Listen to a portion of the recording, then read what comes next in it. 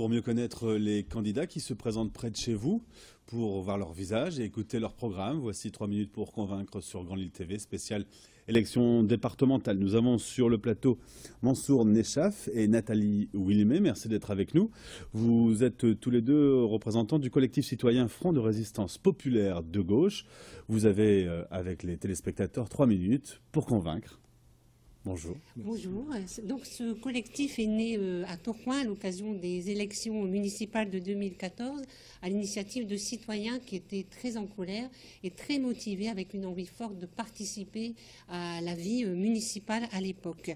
Alors, un collectif de citoyens, c'est quoi? C'est des gens qui avaient parfois une expérience politique, très souvent une expérience syndicale, une expérience associative et surtout beaucoup de gens qui n'avaient jamais fait l'expérience de participer à la vie citoyenne et parfois même de voter, ce que nous racontera Mansour dans un instant.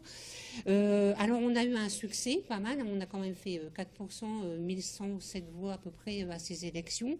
Ça nous a fait vivre une expérience de diversité et de rencontres qu'on a vraiment envie de prolonger et de ne pas arrêter.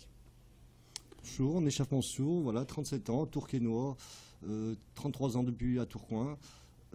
Abstentionniste pur et dur, hein. Je n'avais jamais voté avant de rencontrer le collectif, hein, parce que j'étais pas je ne me sentais pas représenté par les partis en place.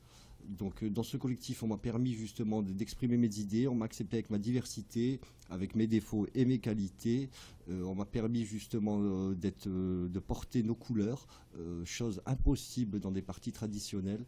Donc dans ce collectif, je sens vraiment ma place.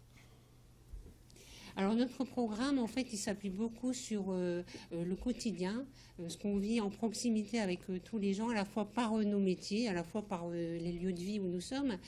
Alors ce qui nous marque particulièrement, c'est notamment la question des handicapés. C'est même complètement révoltant quand on pense qu'il y a eu récemment un débat sur la fessée.